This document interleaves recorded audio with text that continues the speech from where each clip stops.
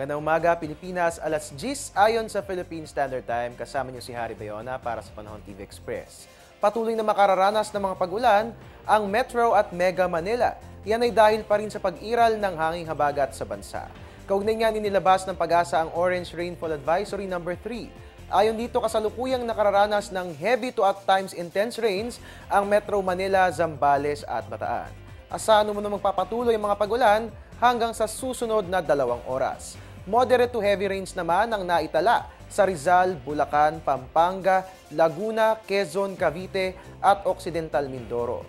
Asahan din umano magpapatuloy ang mga pag-ulan hanggang sa susunod na 2 oras. Ang lahat ay inaabisuhan na patuloy na bantayan ang lagay ng ating panahon. Magbabalik po ang Panahon TV Express makalipas ang isang paalala. Teng, ang package. Ma'am, sabi ng Air 21 on the road na. Ano, Teng? Ang package. Ma'am, sabi ng Air 21 na receive na.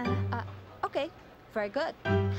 Basta padala, sagot ka ng Air 21. May real-time delivery updates via text para worry-free ka. Teng, ang package, napadala mo na? Yes, ma'am, sa Air 21. Sa Air 21, sagot ko, padala mo. Kaugnay pa rin ng pananalasa ng habagat, kanselado po ang ilang mga local at international flights. Narito nga pong listahan ng mga kanseladong flights ayon sa Ninoy Aquino International Airport o NAIA.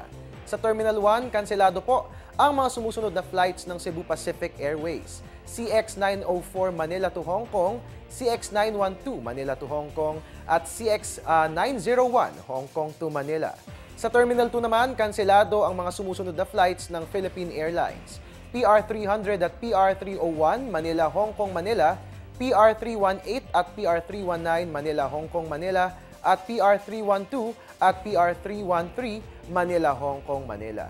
Sa Terminal 3 naman, kanselado po mga sumusunod na flights ng PAL Express, 2P084 Manila, Basco, Manila, 2P081 at 082 Manila, Calibo, Manila. Ang lahat nga po ng mga kababayan natin na inaabisuhan na huwag na munang bumiyahe dahil magiging lubhang mapanganib ang lagay ng ating himpapawid. At yan po muna ang latest mula rito sa Pag-asa DOST. Antabayanan po ang susunod na weather updates ni Weather Girl April Enerio. Dito lamang po yan sa PTV at sa Panahon TV Express. At your service po yung weatherman, Harry Bayona, nagpapaalalang tiwala lang. May tamang panahon ang bawat pagkakataon. Magandang umaga.